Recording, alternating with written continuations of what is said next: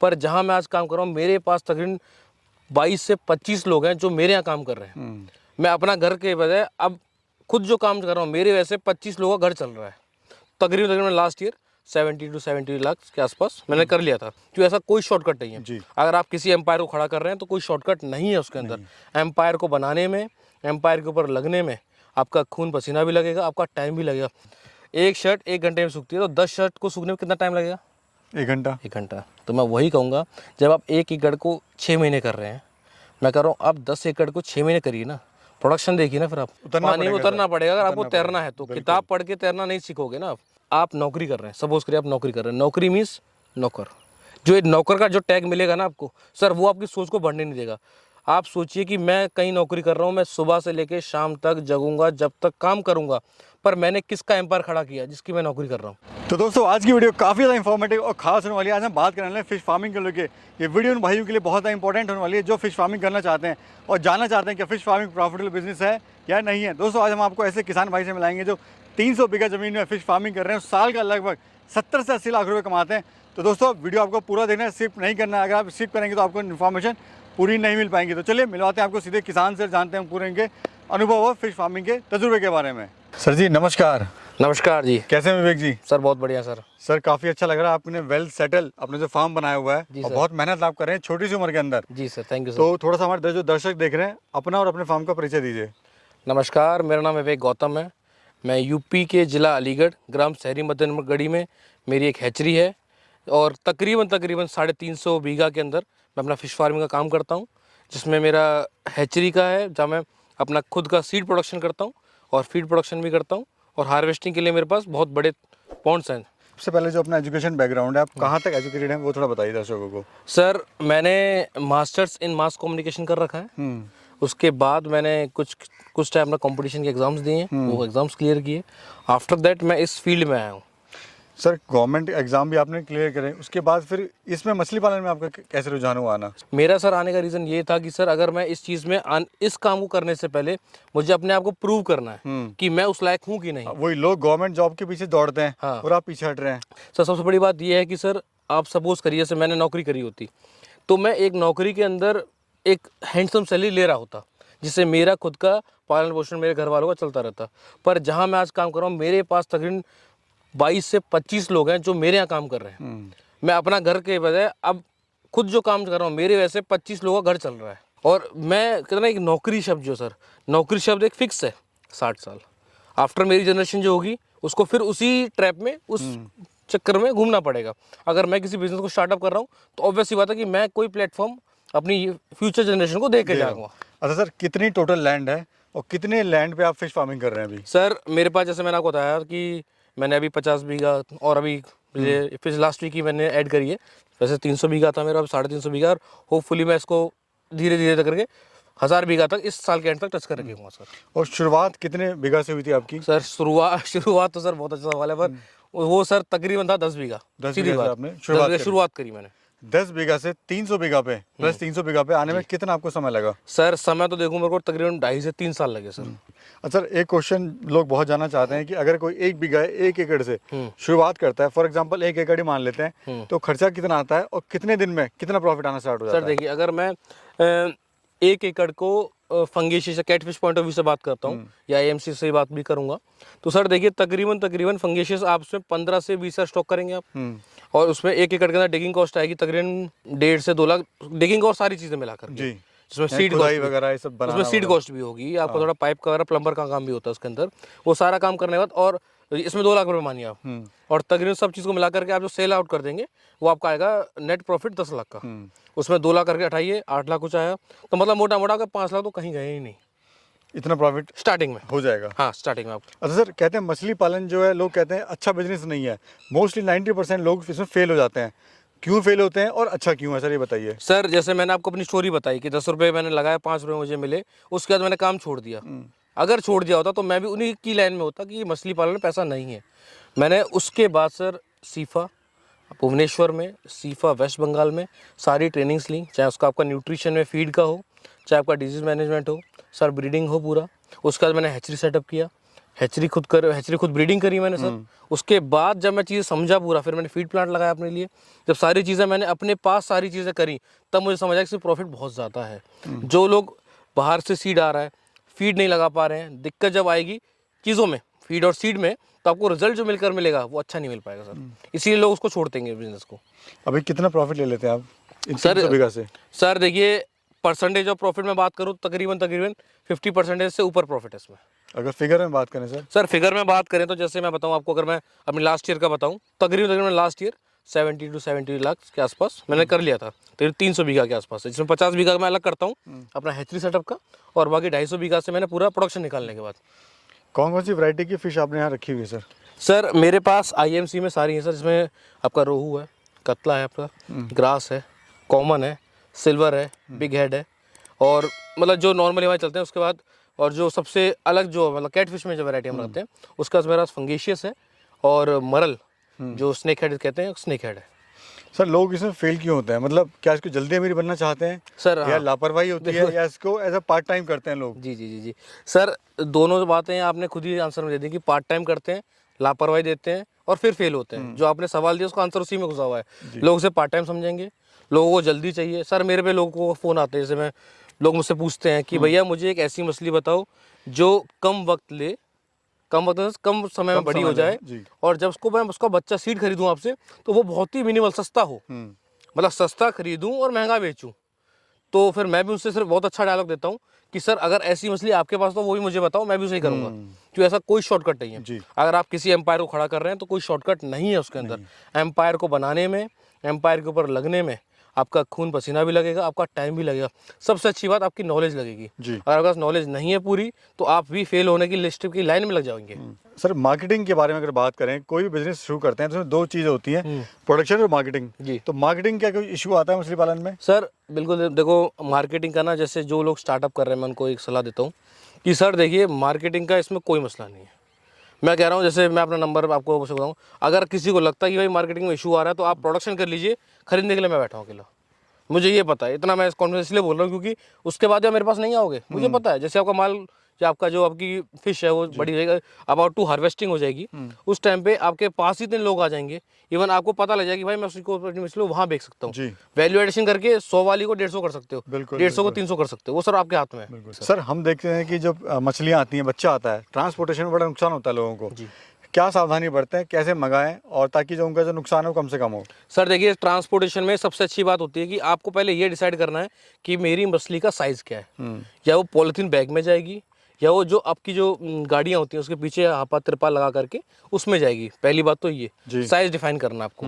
दूसरी बात ये कि मेरा डिस्टेंस कितना है। तीसरी बात ये कि आपने उसमें कंडीशनिंग में कितना टाइम लगाया है।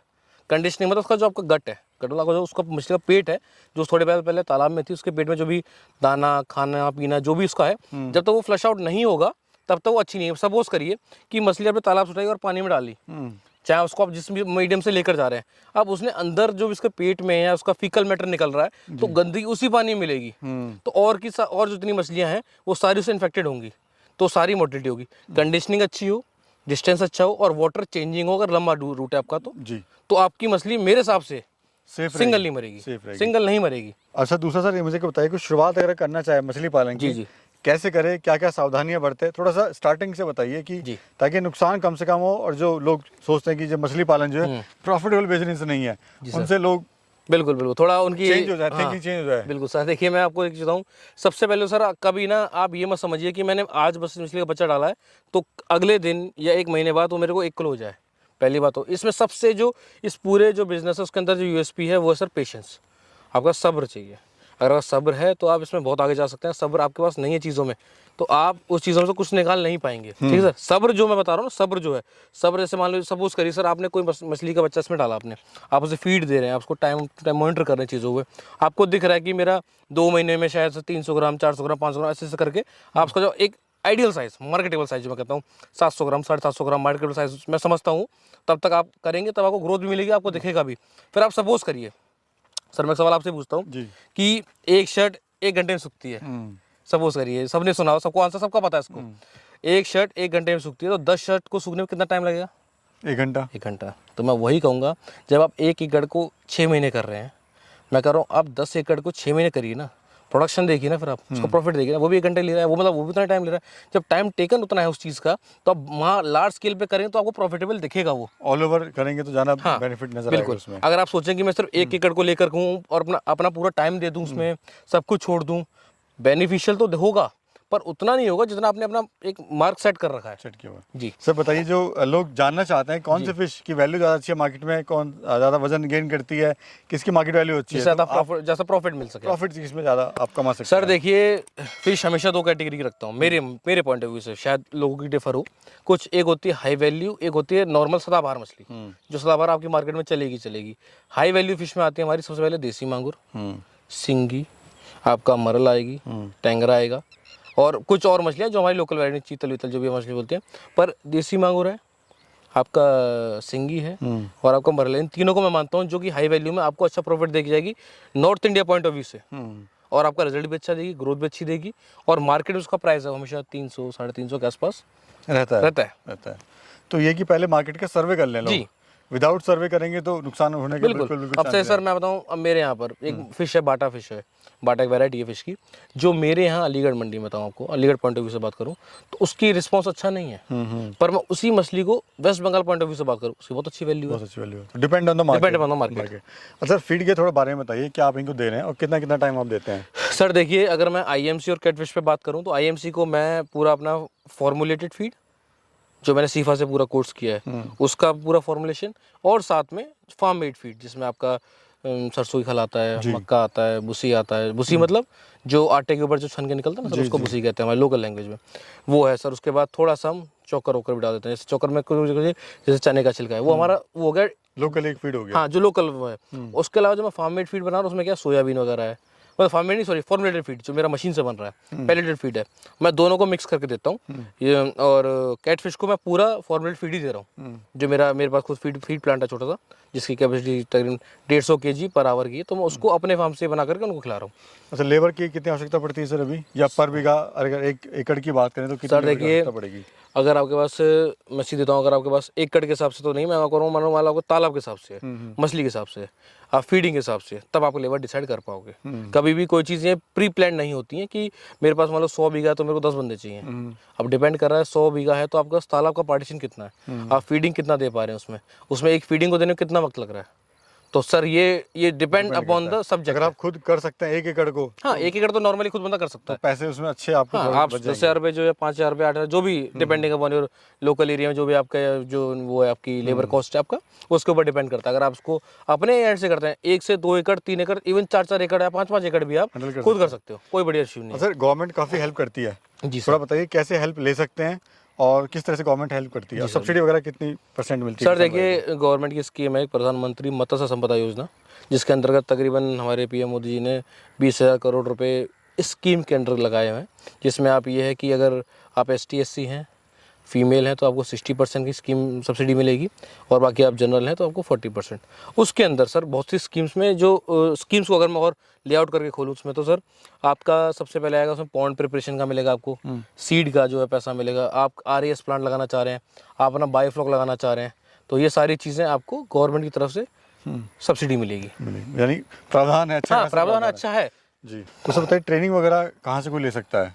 सर देखिए, जैसे मैं ट्रेनिंग लेना क्यों ज़रूरी है? सर बिल्कुल, बहुत अच्छा, ये सवाल बहुत अच्छा, मैं आपसे कहूँगा कि सबसे सवालों में ये सवाल मुझे बहुत अच्छा लगता है, क्योंकि हर इंसान पूछता है कि हम चीज़ों को सीखें, पर सीखें किससे और कहाँ से सीखें चीज़ों को।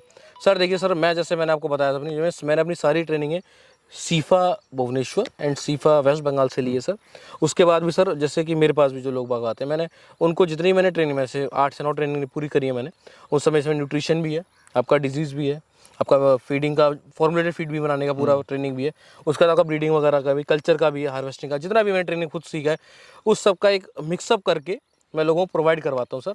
उसमें मेरी कॉस्टिंग है 5,000 पर हेड है, और पूरा मेरा कहता हूँ पूरे हफ्ता मैं उसको देता हूँ कि पूरा हफ्ता आप मेरे साथ रहो, पूरा निचोड़ है वो? पूरा निचोड़ है। अगर वो इंसान कहे भैया मैं 1 हफ्ते में नहीं सीख रहा हूँ, तो मैं कहूँ 1 हफ्ते नहीं, आप 2 हफ्ते मेरे पास रहिए, वो उनके ऊपर, उनका सब्जेक्ट है कि वो मेरे साथ रहते हैं। और सर दूसरी बात ये है कि जैसे लोग क्या करते हैं सर, 1 एकड़ में इन्वेस्टमेंट करने के लिए, जैसे बताया कि मैंने आपको 2 लाख रुपये को खर्चा करोगे या 3 लाख, तो मैं कह रहा हूँ 2 लाख भी खर्चा करो, 2 लाख में अगर अपने लिए 5,000 रुपये नहीं निकाल पा रहे हो, सीधी सीधी बात तो वही है कि आपको सीख नहीं पाओगे। वही वाली बात है सर कि तैरने के लिए पानी में कूदना पड़ेगा, बाहर बैठे किताब पढ़ने से कोई तैरना नहीं आएगा कभी, चाहे वो आप हो चाहे मैं हूँ सर। भले ही वो अलग बात है कि हाँ मैंने लॉस झेला, फिर सीखा, फिर मैं इस लाइन में आया, फिर मैं आपको बता पा रहा हूँ। मैं वो नहीं चाहता हूँ कि आप भी पहले फेल हों, सीखो, वापस आओ, फिर काम करो। तो आप इस जो कंपटीशन हिसाब से चल रहा है ना सर कंपटीशन बिजनेस में, उसमें according उसकी चलना होड़ में पड़ेगा। बहुत पीछे हो जाओगे। वरना नोकिया का फेल होने का कारण ही ये था। नोकिया आप समय से अपडेट कर नहीं पाई अपने आप को, वो पीछे रह गई। जी। अच्छा सर, फ्यूचर प्लान के बारे में थोड़ा बताइए, क्या प्लान है अभी आपका? सर मेरा फ्यूचर प्लान सीधी बात ये है सर कि इस ईयर के एंड तक, जैसे मैंने आपको बताया अपना 350, मैं होपफुली मेरी उम्मीद है कि मैं इसमें तकरीबन इसको डबल करने की उम्मीद में हूँ सर। और मेरे प्लानिंग्स चल भी रही हैं उसके लिए, इसको डबल करूँगा और विद इन 2 to 3 ईयर्स तकरीबन 1500-2000 बीघा मैं अपने एरिया को पूरा बढ़ाना चाहता हूँ। सर लास्ट क्वेश्चन और है, जो हमारे युवा दर्शक बेरोजगार जी। जो देख रहे हैं और भागते हैं नौकरी के पीछे, जी आपने तो वापस आए गवर्नमेंट जॉब, जी लेकिन जो लोग जा रहे हैं प्राइवेट जॉब के लिए 20,000 30,000 के लिए, जी सर। उन लोगों के लिए आप क्या कहना चाहते हैं? सर मैं देखिए उन लोगों के लिए एक चीज़ हमेशा कहूँगा जो मैंने अपने लिए सोच रखी है, शायद देखिए थोड़ी सी ऑकवर्ड लगे किसी को, पर मैं उसको नहीं पॉइंट आउट कर रहा, मैं अपनी सोच रहा हूँ। सर आप नौकरी कर रहे हैं, सपोज करिए आप नौकरी कर रहे हैं, नौकरी मीन्स नौकर, जो एक नौकर का जो टैग मिलेगा ना आपको सर, वो आपकी सोच को बढ़ने नहीं देगा। आप सोचिए कि मैं कहीं नौकरी कर रहा हूँ, मैं सुबह से लेकर शाम तक जगूंगा, जब तक काम करूँगा, पर मैंने किसका एम्पायर खड़ा किया जिसकी मैं नौकरी कर रहा हूँ। पर पर्सनली मेरी लेवल में मैं कुछ नहीं हूँ। मैं जब तक कुछ नहीं हूँ, जब तक मैं खुद कुछ के लिए नहीं कर पा रहा हूँ, तो मैं यही कहूँगा कि आप नौकरी को देखो सर, जिसका मन है वो करेगा। पर मैं हमेशा कहूँगा नौकरी से हट के आप कुछ और अपना देखें, एक्सपोजर अपने आप को और दें, तो चीज़ें बहुत आयाम हैं जिससे कि आप बहुत बेहतर कर सकते हैं और अपनी आने वाली पीढ़ी को एक बहुत अच्छे से प्लेटफॉर्म पर सेट करके उन्हें अच्छी दुनिया दिखा सकते हैं। बहुत बहुत धन्यवाद सर, बड़ी महत्वपूर्ण और बड़ी अच्छी जानकारी हमारे किसान भाई और जो युवा साथियों को देने की कोशिश करी आपने। Thank you sir. उम्मीद है भाइयों आपको जो जानकारी सर के द्वारा दी हुई पसंद आई होगी। जी सर। अगर अच्छी लगी तो वीडियो को लाइक करें, साथ में जो शेयर करें वीडियो को, अगर कोई फिश फार्मिंग करना चाहता था कि उनको पता लग सके किस तरह आप सक्सेसफुली फिश फार्मिंग कर सकते हैं।